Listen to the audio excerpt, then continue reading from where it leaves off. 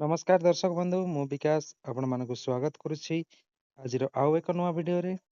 ତ ଦର୍ଶକ ବନ୍ଧୁ ଦେଖନ୍ତୁ, ରାଜ୍ୟର ସମସ୍ତ ଚାଷୀ ଭାଇ ଓ ଭଉଣୀମାନଙ୍କ ପାଇଁ ଗୋଟିଏ ଖୁସି ଖବର ରହିଛି ଯେ ରାଜ୍ୟ ସରକାରଙ୍କ ତରଫରୁ ରାଜ୍ୟର ସମସ୍ତ ଯୋଗ୍ୟ ଚାଷୀ ଭାଇ ଓ ଭଉଣୀମାନଙ୍କୁ ସରକାରଙ୍କ ତରଫରୁ ବର୍ଷକୁ 2ଟି କିସ୍ତିରେ 2,000 ଲେଖାଏଁ 4,000 ଟଙ୍କା ପ୍ରଦାନ କରିଥାନ୍ତି। ତ ଏହି ସିଏମ କିଷାନ ଯୋଜନା ଅଧୀନରେ ଟଙ୍କା ଆପଣମାନଙ୍କୁ ଏହି ବର୍ଷର ପ୍ରଥମ କିସ୍ତି ଆପଣମାନଙ୍କୁ ଏହି ତାରିଖରେ ମିଳିବାକୁ ଯାଉଛି ଏବଂ ଏହା କେବଳ ଏହି ଚାଷୀମାନଙ୍କୁ ହିଁ ମିଳିବ।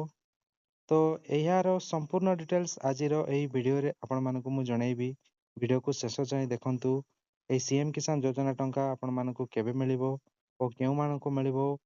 ତା ପୂର୍ବରୁ ଯଦି ଆପଣମାନେ ଯଦି ଚ୍ୟାନେଲରେ ପ୍ରଥମ ଥର ପାଇଁ ଆସିଛନ୍ତି ତ ଚ୍ୟାନେଲକୁ ସବସ୍କ୍ରାଇବ କରିଦିଅନ୍ତୁ ଓ ପାଖରେ ଥିବା ବେଲ୍ ଆଇକନକୁ ପ୍ରେସ୍ କରି ରଖନ୍ତୁ।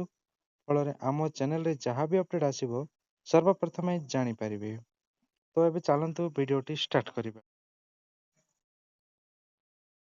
ତ ଦର୍ଶକ ବନ୍ଧୁ ଦେଖନ୍ତୁ, ସିଏମ କିଷାନ ଯୋଜନା ଅଧୀନରେ ରାଜ୍ୟର ସମସ୍ତ ଚାଷୀ ଓ ଭଉଣୀମାନଙ୍କୁ ସରକାର ପ୍ରତିବର୍ଷ 2ଟି କିସ୍ତି ଲେଖାଏଁ ପ୍ରଦାନ କରିଥାନ୍ତି। ଦୁଇ ହଜାର ଲେଖାଏଁ 4,000 ଟଙ୍କା ବର୍ଷକୁ ପ୍ରଦାନ କରିଥାନ୍ତି ଏବଂ ଏହି ଯୋଜନାର ଯୋଉ କିସ୍ତି ଟଙ୍କାଟି ରହିଛି, ଗୋଟିଏ କିସ୍ତି ତ ଆପଣମାନଙ୍କୁ ଅକ୍ଷୟ ତୃତୀୟା ଦିନ ମିଳିଥାଏ, ଆଉ ଗୋଟେ କିସ୍ତିଟି ନୂଆଖାଇ ଦିନ ମିଳିଥାଏ। ତ ଏବେ ଏହାର ପ୍ରଥମ କିସ୍ତି ଯେହେତୁ, ତ ଏହା ଆପଣମାନଙ୍କୁ ଏ ବର୍ଷର ପ୍ରଥମ କିସ୍ତି ହିସାବରେ ଆପଣମାନଙ୍କୁ ଅକ୍ଷୟ ତୃତୀୟା ବା ଏହି ସୋମବାର ଦିନ ବା 20 ତାରିଖ ଦିନ ଆପଣମାନଙ୍କୁ ମିଳିବାକୁ ଯାଉଛି।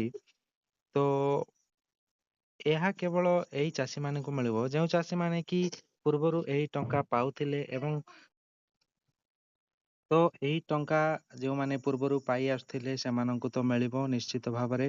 ଏବଂ ଯେଉଁ ହିତାଧିକାରୀ ମାନେ ନୂଆ କରି ଆବେଦନ କରିଛନ୍ତି ଏବଂ ସେମାନଙ୍କର ଆବେଦନ କଲା ପରେ ଯେତେବେଳେ ଆପଣମାନେ ଭିଏଡବ୍ଲ୍ୟୁ ପାଖରେ ଯଦି ପେଣ୍ଡିଂ ଅଛି ତ ସେମାନଙ୍କର ହୁଏତ ଚାନ୍ସ କମ ଅଛି ଯେ ସେମାନଙ୍କର ଏହି ନୂଆ ଆବେଦନ ଯେଉଁ ଚାଷୀମାନେ କରିଛନ୍ତି ସେମାନଙ୍କର ଯେତେବେଳେ ଭିଏଡବ୍ଲ୍ୟୁ ପାଖରେ ଯଦି ପେଣ୍ଡିଂ ଅଛି ତ ସେମାନଙ୍କର ବହୁତ କମ ଚାନ୍ସ ଅଛି ସେମାନଙ୍କୁ ଏହି ସିଏମ କିଷାନ ଟଙ୍କା ମିଳିବାର।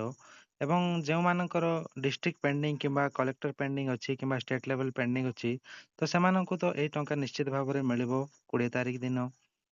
ଏହାର କିଛି ଡାଉଟ୍ ନାହିଁ। ଏବଂ ଯେଉଁ ହିତାଧିକାରୀ ମାନଙ୍କୁ ଏଇ ଟଙ୍କା ମିଳିବ ନାହିଁ ସେମାନେ ସେମାନଙ୍କର ଭିଏଡବ୍ଲ୍ୟୁ ପାଖରେ ଯାଇ ଏହା ଭେରିଫାଇ କରାଇ ନିଅନ୍ତୁ ଏବଂ ସେମାନେ ହୁଏତ ନେକ୍ସଟ କିସ୍ତିରେ ସେମାନେ ଏଇ ଟଙ୍କା ପାଇପାରନ୍ତି।